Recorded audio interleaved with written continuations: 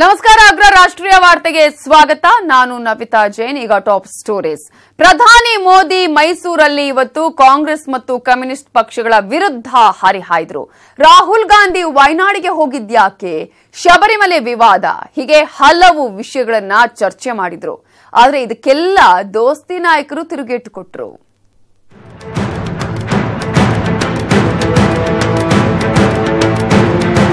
ಮಂಡ್ಯ ರಾಜಕೀಯದಲ್ಲಿ ಸುಮಲತಾ ಸೃಷ್ಟಿಸಿರೋ ಬಿರುಗಾಳಿಗೆ ಈಗ ಸುಂಟ್ರುಗಾಳಿಯಂತ ಮೋದಿ ಮಾತುಗಳು ಮತ್ತಷ್ಟು ಬಲ ನೀಡಿದೆ.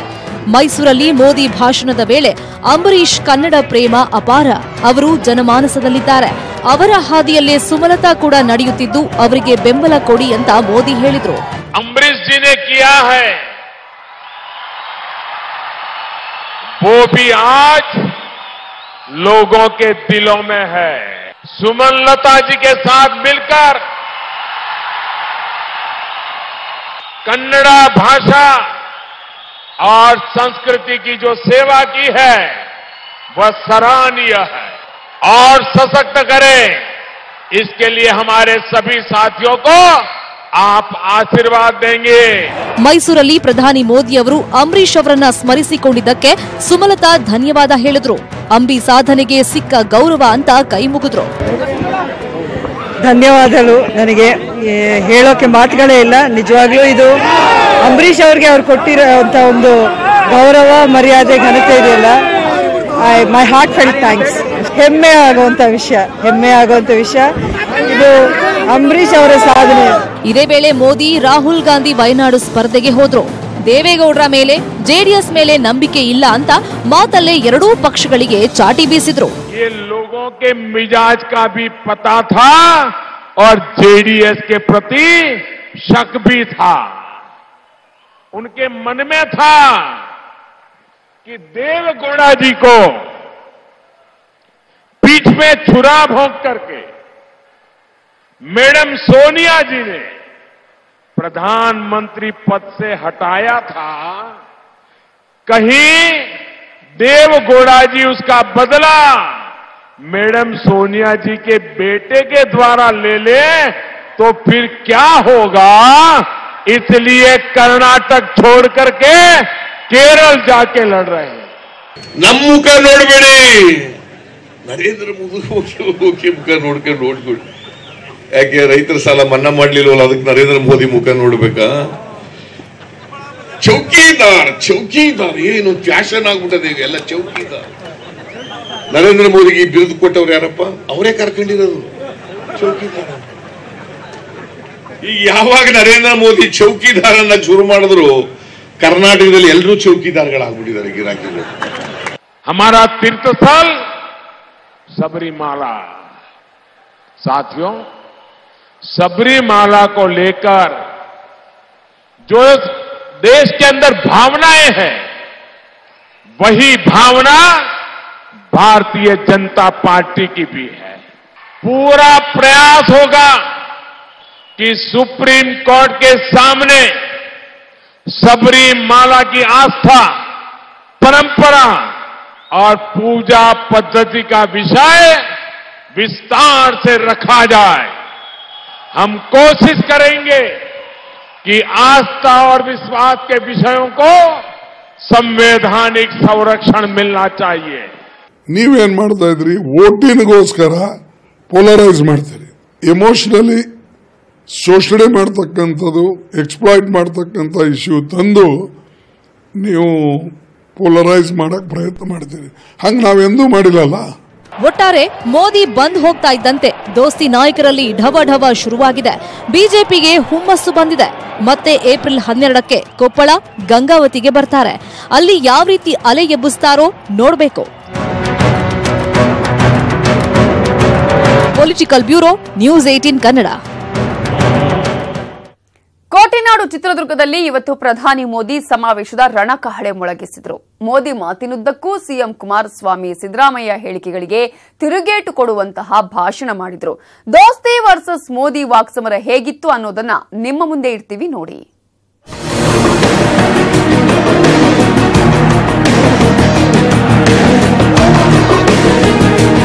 ಪ್ರಧಾನಿ ಮೋದಿ ಇವತ್ತು ತುಮಕೂರು, ಚಿತ್ರದುರ್ಗ, ದಾವಣಗೆರೆ ಬಿಜೆಪಿ ಅಭ್ಯರ್ಥಿಗಳ ಪರ ಮೋದಿ ಇವತ್ತು ಕೋಟೆನಾಡಲ್ಲಿ ನಿಂತು ಜನರಿಂದ ಮತಯಾಚನೆ ಮಾಡಿದ್ರು.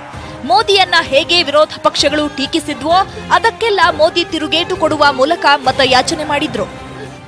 ನನಗೆ 2 ವರ್ಷದಿಂದಲೇ ಯಾರೋ ಒಬ್ರು ನಿವೃತ್ತ ಮಿಲಿಟರಿ ಆಫೀಸರ್ ಹೇಳ್ತಾ ಇದ್ರು, ಬರೆದಿಟ್ಕೊಂಡ್ಬಿಡಿ ಮುಂದಿನ ಲೋಕಸಭೆ ಚುನಾವಣೆ ಒಳಗೆ ಇಂಡಿಯಾ ಪಾಕಿಸ್ತಾನದ ನಡುವೆ ಸಂಘರ್ಷ ಅಂತ ಒಂದು ಕತೆ ಸೃಷ್ಟಿ ಮಾಡಿ ಮತ್ತೆ ಜನರನ್ನ ದಾರಿ ತಪ್ಪಿಸಿ ಮತ ಪಡೀಲಿಕ್ಕೆ ಬರ್ತಾರೆ ಈ ವ್ಯಕ್ತಿ ಅಂತಕ್ಕಂಥದ್ದನ್ನ 2 ವರ್ಷದಿಂದನೇ ನನ್ನ ಜೊತೆಲಿ ಒಬ್ಬ ವ್ಯಕ್ತಿ ಪರ ಚರ್ಚೆ ಮಾಡಿದ್ದೆ.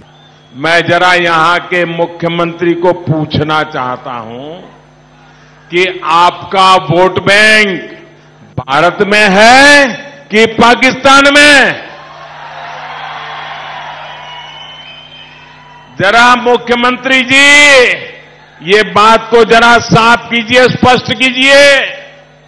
ನಾನು ಯಾರ ಹಂಗನಲ್ಲಿಲ್ಲ. ಇವತ್ತು ನಾನು ಎಲ್ಲಿವರೆಗೆ ಇರ್ತೀನಿ ಅಂತ ನನಗೆ ಮುಖ್ಯ ಅಲ್ಲ. ನಾನು ಇರ್ತಕ್ಕಂಥ ದಿನಗಳಲ್ಲಿ ನಾನು ಜನತೆಗೆ ಏನು ಕೊಡ್ತೀನಿ ಅನ್ನೋದು ಮುಖ್ಯ ನನಗಷ್ಟೇ. कर्नाटका की सरकार कौन चला रहा है ये किसी को अंदाज ही नहीं है. इनकी पूरी कोशिश है कि ऐसी ही महामिलावटी सरकार दिल्ली में बैठे और जिसका रिमोट कंट्रोल 1 दर्जन लोगों के हाथ में हो. ಸಾಲ ಮನ್ನಾ ಮಾಡಿಲ್ವೇ? ಕುಮಾರಸ್ವಾಮಿ ಬದುಕ್ತಿರೋದು, ಬಾಳಿರೋದು, ಜೀವನ ಮಾಡಿರೋದು ಕರ್ನಾಟಕದೊಳಗೆ, ಇಂಡಿಯಾ ದೇಶದೊಳಗೆ. ಮೋದಿ ಅವರಿಂದ ಹೇಳಿಸ್ಕೋಬೇಕಾಗಿಲ್ಲ ದೇಶ ಪ್ರೇಮದ ಬಗ್ಗೆ. कर्नाटका में करीब करीब 75 लाख छोटे किसान परिवारों को सीधी मदद मिलनी तय हुई है. आपके इन लोगों ने कर्ज माफी का वायदा किया था, 1 साल हो गया, लेकिन वो वादा अब तक अधूरा है. क्या इन्होंने किसानों का वादा पूरा किया? कर्ज माफी हुई, किसानों के खाते में पैसा आया? अरे वेवर नहीं, वारंट निकलता है, वारंट. ಅಲ್ಲೂ ಕೂಡ ಜಾತಿ ಎತ್ತು ಕಟ್ಟೋದು ಮಾಡೋದು ಎಲ್ಲ ನಡೀತು. ಅಲ್ಲೂ ನಾನು ಧರ್ಮ ಹೊಡೆದೆ ಅಂತ ಎಲ್ಲ ಪ್ರಚಾರ ನಡೆಸಿದ್ರು. ಆದರೂ ಜನ ನನ್ನ ಕೈ ಬಿಡಲಿಲ್ಲ, ಅಲ್ಲಿ ಆಶೀರ್ವಾದ ಮಾಡಿದ್ರು. कांग्रेस जाति और संप्रदाय को बांटने का काम करती रही है. कभी ये लिंगायत समाज को बांटने की कोशिश करते हैं, कभी वोकालिंगा के खिलाफ लोगों को भड़काते हैं. कांग्रेस के अपने नेताओं ने ये स्वीकार किया है. ಈ ಚೌಕಿದಾರ್ ಅಲ್ಲ, ಇವ ಭಾಗೀದಾರ್. ದೇಶದ ಭ್ರಷ್ಟಾಚಾರದಲ್ಲಿ ಭಾಗೀದಾರ್. 60 साल तक अन्याय करने वालों को सजा देनी चाहिए कि नहीं देनी चाहिए? बॉफोर्स घोटाला करने वालों के साथ न्याय होना पक्का है. नेशनल हेराल्ड हाउस घोटाला करने वालों के साथ अब न्याय पक्का है. दिल्ली में सिख दंगा कराने वालों के साथ अब न्याय पक्का है. ಹೀಗೆ ಪ್ರತಿಯೊಂದು ಹೇಳಿಕೆಗೂ ಚಿತ್ರದುರ್ಗದಲ್ಲಿ ಮೋದಿ ತಿರುಗೇಟು ಕೊಡ್ತಾನೆ ಹೋದ್ರು. ಜೊತೆಗೆ ರೈತರ ಕಿಸಾನ್ ಸಮ್ಮಾನ್ ಯೋಜನೆ, ದಾವಣಗೆರೆ ಭದ್ರಾ ಯೋಜನೆ ಬಗ್ಗೆಯೂ ಮೋದಿ ಮಾತನಾಡಿದ್ರು. ಆಮೇಲೆ ಸಮಾವೇಶದಲ್ಲಿದ್ದ ಜನರ ಬಾಯಲ್ಲೇ ಚೌಕಿದಾರ್ ಘೋಷಣೆ ಕೂಗಿಸಿದ್ರು. Bureau report, news 18 Kannada.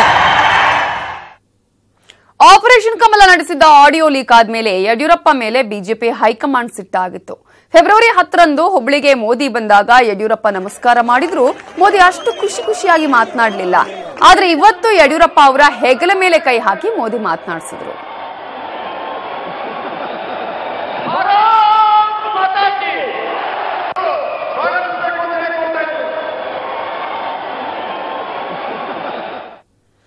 News 18 Kannada ನಡೆಸ್ತಾ ಇರುವ ನೇತಾ ಅಭಿಯಾನದಲ್ಲಿ ಇವತ್ತೊಂದು ಪ್ರಶ್ನೆ ಕೇಳಿದ್ವಿ. ಕರ್ನಾಟಕದಲ್ಲಿ ಮೋದಿ ನಡೆಸ್ತಾ ಇರುವ ಸಮಾವೇಶಗಳು ದೋಸ್ತಿ ಸರ್ಕಾರದ ರಣತಂತ್ರದ ಮೇಲೆ ಪರಿಣಾಮ ಬೀರತ್ತಾ ಅಂತ.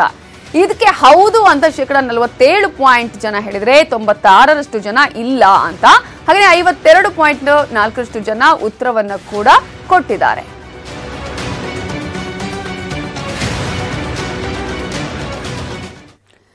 ರಾಜ್ಯದಲ್ಲೇ ಹೈ ವೋಲ್ಟೇಜ್ ಕಣ ಅನ್ನುವಂತೆ ಮಂಡ್ಯ ರಣಕಣ ಬಿಂಬಿತವಾಗಿದೆ. ಒಂದ್ ಕಡೆ ಸಿಎಂ ಪುತ್ರ, ಮತ್ತೊಂದು ಕಡೆ ಅಂಬರೀಶ್ ಪತ್ನಿ ನಡುವೆ ನೇರ ಹಣಾಹಣಿ. ಇಬ್ಬರ ಸ್ಪರ್ಧೆಯಲ್ಲಿ ವಾಕ್ ಸಮರ ದಿನೇ ದಿನೇ ಜೋರಾಗ್ತಿದೆ. ನಿಖಿಲ್ ಹಾಗೂ ರಾಕಿಂಗ್ ಸ್ಟಾರ್ ಯಶ್ ನಡುವಿನ ವಾಕ್ ಸಮರವಂತೂ ಬೇಸಿಗೆಯ ಬಿಸಿಲಿಗಿಂತ ಕಾವೇರ್ತಾ ಇದೆ. ಅವರಪ್ಪ ನಮಗೆ ಬಾಡಿಗೆ ಕಟ್ಟೋ ಯೋಗ್ಯತೆ ಇಲ್ಲ ಅಂತಾರೆ ಒಪ್ಕೋಣ. ಅಟ್ಯಾಕ್, ಪರ್ಸನಲ್ ಅಟ್ಯಾಕ್ಸ್ ಮಾಡಬೇಕು ಅಂತಿದ್ದಾರೆ ಅಂತ ನನಗೆ ಹೋಗಕ್ಕೇಳಿ, ಅಲ್ಲಿಗೆ ಹೋಗಕ್ಕೇಳಿ, ಅಲ್ಲ ಚುನಾವಣೆ ತಡ್ಸಕ್ಕೇಳಿ ಮಾಡ್ಲಿ. ಅಬ್ಬಬ್ಬ, ಏಟಿಗೆ ಎದುರೇಟು, ಮಾತಿನ ತಿರುಗೇಟು, ಅಲ್ಲೇ ಡ್ರಾ ಅಲ್ಲೇ ಕ್ಯಾಶ್. ಕಾವೇರಿ ಹರಿಯೋ ಸಕ್ಕರೆ ನಾಡಲ್ಲಿ ಮಾತಿನ ಕದನ ದಿನೇ ದಿನೇ ಜೋರಾಗ್ತಿದೆ. ಸುಮಲತಾ ವರ್ಸಸ್ ನಿಖಿಲ್ ನಡುವಿನ ನೇರ ಹಣಾಹಣಿಯಲ್ಲಿ ಅಲ್ಲೇ ಡ್ರಾ ಅಲ್ಲೇ ಕ್ಯಾಶ್ ಎಂಬುವಂತೆ ವಾಗ್ಯುದ್ಧ ಜೋರಾಗ್ತಿದೆ. ಯಾರಿಗೆ ಯಾರೂ ಕಮ್ಮಿ ಇಲ್ಲ ಅನ್ನುವಂತೆ ಎದುರಾಳಿಗಳ ಮಾತಿನ ಸಮರ ಕಾವೇರಿದೆ.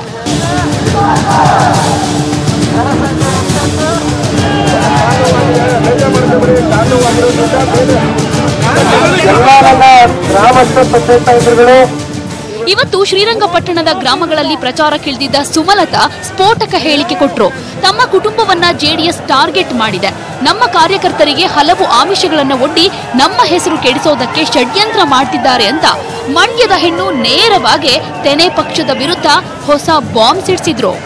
ಅದಕ್ಕೆ ಅವ್ರಿಗೆ ಇದುವರೆಗೂ ಟ್ರೈ ಮಾಡಿದ್ದಾರೆ, ಏನು ಸಿಗಲಿಲ್ಲ ನೆಗೆಟಿವ್ ಆಗಿ.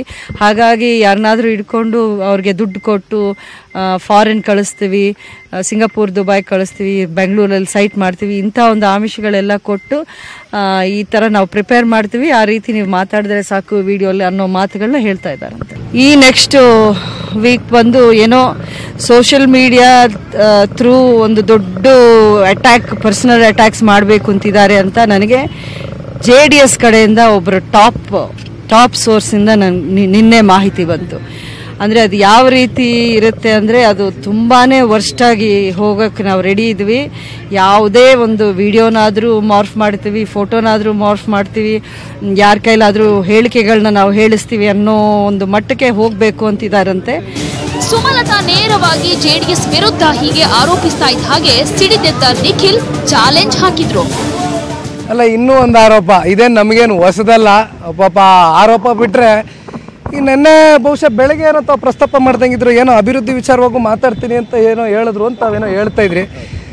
ಮಾತಾಡಲಿ ಪಾಪ, ಎಲ್ಲಿವರೆಗೂ ಮಾತಾಡ್ತಾರೆ. 18ನೇ ತಾರೀಕು ಬಂತು, ಸಾಮಾಜಿಕ ಜಾಲತಾಣದಲ್ಲಿ ನಾವು ರೈತರ ಪಕ್ಷ ಸ್ವಾಮಿ, ನಮಗೆ ಅಷ್ಟೆಲ್ಲ ನಮಗೆ ಅರಿವಿಲ್ಲ. ಈ ಆರೋಪ ಬಿಟ್ಟು ಬೇರೆ ಇನ್ನೇನಾದರೂ ಮಾತಾಡಿದ್ರೆ ನಾನು ಚರ್ಚೆ ಆಗ್ತೀನಿ, ಓಪನ್ ಆಗಿ ಕುತ್ಕೊಂಡು ಮಾತಾಡ್ತೀನಿ. ಅಭಿವೃದ್ಧಿ ವಿಚಾರವಾಗಿ ಏನಾದ್ರು ಅವ್ರು ಬರೋದಾದ್ರೆ ಓಪನ್ ಚಾಲೆಂಜ್ ಥ್ರೋ ಮಾಡ್ತೀನಿ, ಬಂದು ಮಾತಾಡೋಣ, ಯಾರೋಪ ಗಿರೋಪ ಬಿಡೋಣ.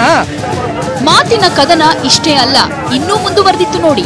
ನಿನ್ನೆ ಪ್ರಚಾರದ ವೇಳೆ ನಿಖಿಲ್ ಯಶ್ ವಿರುದ್ಧ ಮಾತನಾಡ್ತಾ ಪರೋಕ್ಷವಾಗಿ ಅವರೇನು ಬಿಜೆಪಿ ಬೆಂಬಲಿತ ಅಭ್ಯರ್ಥಿಗೆ ಹಿರಿಯ ಮಗನೋ ಕಿರಿಯ ಮಗನೋ ಗೊತ್ತಿಲ್ಲ ಅಂದಿದ್ರು.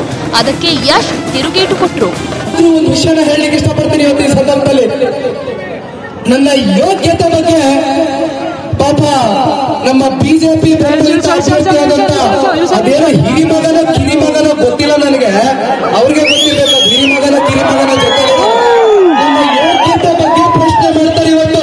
ನನ್ನ ಯೋಗ್ಯತೆ ಬಗ್ಗೆ ಅಂಬರೀಷ್ ಅಣ್ಣನ ಹೆಂಡತಿ ಯಾರು ಅಂತ ಮಂಡ್ಯ ಜನ ಗೊತ್ತಿಲ್ಲ ಅಂದ್ರೆ ನೋಡಿ, ಅದೇನು ಹೇಳ, ಅಂಬರೀಷ್ ಅಣ್ಣಗೆ ಒಂದೇ ಹೆಂಡತಿ ಅಮ್ಮ ಇದ್ದಿದ್ದು. ಸೊ ಅವರು ಎಲ್ಲ ಇಡೀ ಕರ್ನಾಟಕಕ್ಕೆ ಆ ಥರದ್ದು ಯಾವುದೇ ಕನ್ಫ್ಯೂಷನ್ ಇಲ್ಲ, ತುಂಬಾ ಚೆನ್ನಾಗಿರುತ್ತೆ, ಏನು ತಲೆಕೆ. ಬಾಡಿಗೆ ಕಟ್ಟಲಾಗದವರು ನಮ್ಮ ಬಗ್ಗೆ ಮಾತನಾಡ್ತಾರೆ ಎಂದಿದ್ದ ನಿಖಿಲ್ಗೆ ಯಶ್ ತಮ್ಮ ಕೊಡುಗೆ ಏನು ಅನ್ನೋದ್ರ ಬಗ್ಗೆ ತಿರುಗೇಟು ಕೊಟ್ರು. ನಾನು ನಮ್ಮ ತಾತ ದೇವೇಗೌಡರು ಸಾಹೇಬರು 96ರಲ್ಲಿ ಪ್ರಧಾನಮಂತ್ರಿ ಆದಾಗ ನಾವು ಎಲ್ಲಿದ್ದಾಗ ಬಾಡಿಗೆ ಮನೆಯಲ್ಲಿ ಕತ್ತರಗುಪ್ಪದಲ್ಲಿ ಬಾಡಿಗೆ ಮನೆಯಲ್ಲಿ ಕಟ್ಟೋರು 5,000 ರೂಪಾಯಿಯಲ್ಲಿ ನನ್ನ ತಾಯಿ ಇವತ್ತು ಬಾಡಿಗೆ ಕೊಡ್ತೀಯ ಇವುಗಳೆಲ್ಲ ಮಾತಾಡ್ತಾರೆ. ಇವತ್ತು ಅವರಪ್ಪ ನಮಗೆ ಬಾಡಿಗೆ ಕಟ್ಟೋ ಯೋಗ್ಯತೆ ಇಲ್ಲ ಅಂತಾರೆ ಒಪ್ಕೋಣ. ಆದ್ರೆ ಆ ಬಾಡಿಗೆ ಕಟ್ಟೋ ದುಡ್ಡಿತ್ತಲ್ಲ, ರೈತರ ಬಗ್ಗೆ ಕಾಳಜಿ ಅಂತ ಬಾಯಲ್ಲಿ ಮಾತಾಡೋರಲ್ಲ ನಾವು. ಬರೀ ಕೆಲಸ ಏನ್ ಮಾಡಿದ್ವಿ, ನಮ್ ಸ್ವಂತ ದುಡ್ಡು, ನಮ್ ದುಡಿಮೆಲಿ ಟ್ಯಾಕ್ಸ್ ಕಟ್ಟಿರೋ ಸರ್ಕಾರದ ಕೆಲಸ ಅಲ್ಲಪ್ಪ. ನನ್ ದುಡಿಮೆ, ನಾನ್ ದುಡ್ಡು ಟ್ಯಾಕ್ಸ್ ಕಟ್ಟಿ ಸಂಪಾದನೆ ಮಾಡಿದ್ದೀನಲ್ಲ, ಆ ದುಡ್ಡಲ್ಲಿ ಆ ಜನಗಳಿಗೆ ಮಾಡ್ಬೇಕು ಅಂದಾಗ ಮಾತ್ರ ಭಗವಂತ ನಮ್ಗೆ ಯೋಗ್ಯತೆ ಕೊಟ್ಬಿಡ್ತಾನೆ. ಅದನ್ನ ಕೊಟ್ಟಿದ್ದೀವಿ, ಇದನ್ನ ನಾನ್ ಹೇಳ್ಬೇಕಾಗಿಲ್ಲ. ಕೊಪ್ಪಳದಲ್ಲಿ ಎಲ್ಲರೂ 10 ನಿಮಿಷ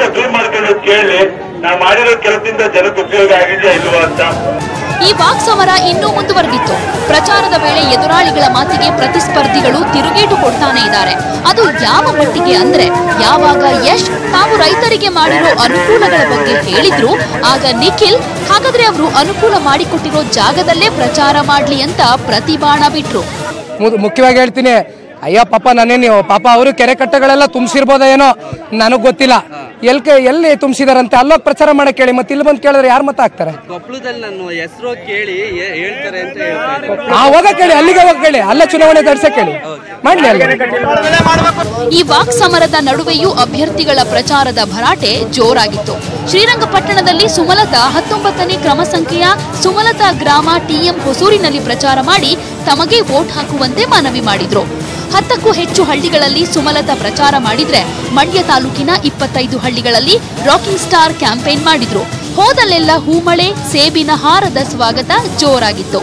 ಇನ್ನು ಜೆಡಿಎಸ್ ಅಭ್ಯರ್ಥಿ ನಿಖಿಲ್ ಮಳವಳ್ಳಿ ವಿಧಾನಸಭಾ ಕ್ಷೇತ್ರದ ಗ್ರಾಮಗಳಲ್ಲಿ ಪ್ರಚಾರ ಮಾಡಿದ್ರು. ಟೆಂಪಲ್ ರನ್, ಜನರೊಂದಿಗೆ ಆತ್ಮೀಯ ಮಾತು, ಭರ್ಜರಿ ಸ್ವಾಗತ ಸೇರಿದಂತೆ 24 ಹಳ್ಳಿಗಳಲ್ಲಿ ಕ್ಯಾಂಪೇನ್ ಮಾಡಿದ ನಿಖಿಲ್ ಗೆಲುವಿಗಾಗಿ ಮತಬೇಟೆಗಿಳಿದಿದ್ರು. Bureau report, news 18 Kannada. Mandya Lok Sabha ಕ್ಷೇತ್ರದ ಮೈತ್ರಿ ಅಭ್ಯರ್ಥಿ ನಿಖಿಲ್ ಕುಮಾರಸ್ವಾಮಿಗೆ ಮತ್ತೊಂದು ಸಂಕಷ್ಟ ಎದುರಾಗಿದೆ.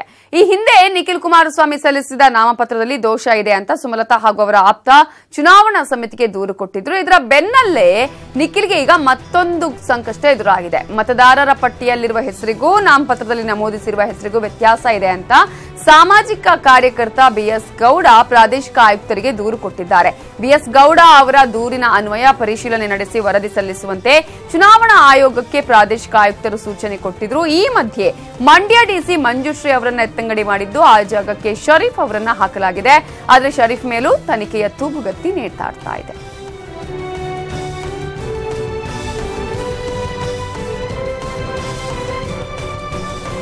ಪಾಪ ಆತಂಕ, ಭಯ ಅವ್ರಿಗೆ ಕಾಣ್ತಾ ಇದೆ.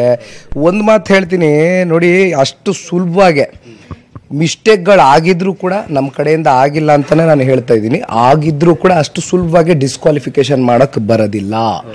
ಇವರು ಏನೇ ಶತಪ್ರಯತ್ನ ಪಟ್ಟರೂ ಕೂಡ ಯಾವುದು ವರ್ಕೌಟ್ ಆಗೋದಿಲ್ಲ. ಕೊನೆ ಮೂಮೆಂಟ್ವರೆಗೂ ಪಾಪ ಇವ್ರು ಬಿಡೋದಿಲ್ಲ. ದಿನನಿತ್ಯ ಏನಾದರೂ ಒಂದು ಆರೋಪ ಇದ್ದೇ ಇರುತ್ತೆ. ಕರ್ನಾಟಕದಲ್ಲಿ ಭಾಷಣ ಮಾಡುವಾಗ ರಾಹುಲ್ ಗಾಂಧಿ ಪ್ರಧಾನಿ ಅಭ್ಯರ್ಥಿ, ಅದೇ ಆಂಧ್ರ ಪ್ರದೇಶದಲ್ಲಿ ಭಾಷಣ ಮಾಡುವಾಗ ಚಂದ್ರಬಾಬು ನಾಯ್ಡು ಪ್ರಧಾನಿ ಅಭ್ಯರ್ಥಿ. ಇನ್ನು ಪಶ್ಚಿಮ ಬಂಗಾಳಕ್ಕೆ ಹೋದ್ರೆ ಮಮತಾ ಬ್ಯಾನರ್ಜಿ ಪ್ರಧಾನಿ ಅಭ್ಯರ್ಥಿ. ಇದು ದೇವೇಗೌಡರ ಲೆಕ್ಕಾಚಾರ. ಆಂಧ್ರದಲ್ಲಿ ಚಂದ್ರಬಾಬು ನಾಯ್ಡು ಪರ ಪ್ರಚಾರ ಮಾಡುವಾಗ ದೇವೇಗೌಡರು ನಾಯ್ಡು ಮುಂದಿನ ಪ್ರಧಾನಿ ಅಭ್ಯರ್ಥಿ ಆಗ್ತಾರೆ ಅಂತ ಹೇಳಿಕೆ ಕೊಟ್ಟಿದ್ದಾರೆ. ಇದು ಈಗ ಸಾಮಾಜಿಕ ಜಾಲತಾಣಗಳಲ್ಲಿ ಸಿಕ್ಕಾಪಟ್ಟೆ ವೈರಲ್ ಆಗ್ತಿರೋದು. Honorable Prime Minister would be Prime Minister. Honorable Prime Minister would be Prime Minister. Honorable Prime Minister would be Prime Minister. ಮೊದಲ ಹಂತದ ಚುನಾವಣೆಗೆ 1.5 ದಿನ ಬಾಕಿ ಇರುವಂತೆಯೇ ಛತ್ತೀಸ್ಗಢದ ದಂತೆವಾಡದಲ್ಲಿ ನಕ್ಸಲ್ ದಾಳಿ ನಡೆದಿದೆ. ಘಟನೆಯಲ್ಲಿ ದಂತೆವಾಡದ ಬಿಜೆಪಿ ಶಾಸಕ ಭೀಮಾ ಮಾಂಡವಿ ಹಾಗೂ ಶಾಸಕರ ಬೆಂಗಾವಲಿಗಿದ್ದ 4 ಪೊಲೀಸ್ ಸಿಬ್ಬಂದಿ ಮೃತಪಟ್ಟಿದ್ದಾರೆ. ಬಸ್ತಾರ್ ಬಳಿಯ ಶ್ಯಾಮ್ಗಿರಿ ಅನ್ನುವಲ್ಲಿ ನಕ್ಸಲರು ನೆಲ ಬಾಂಬ್ ಅನ್ನ ಇಟ್ಟು ವಾಹನಗಳನ್ನ ಸ್ಫೋಟಿಸಿದ್ದಾರೆ. ನಕ್ಸಲರಿಗಾಗಿ ಪೊಲೀಸರು ಶೋಧ ಮಾಡುತ್ತಿದ್ದಾರೆ. ಗುಂಡಿನ ಚಕಮಕಿ ಕೂಡ ನಡೆದಿದ್ದು, ನಕ್ಸಲ್ ದಾಳಿ ಹಿನ್ನೆಲೆಯಲ್ಲಿ ಇನ್ನಷ್ಟು ಪೊಲೀಸ್ ಬಂದೋಬಸ್ತ್ ಅನ್ನ ಮಾಡಲಾಗಿದೆ.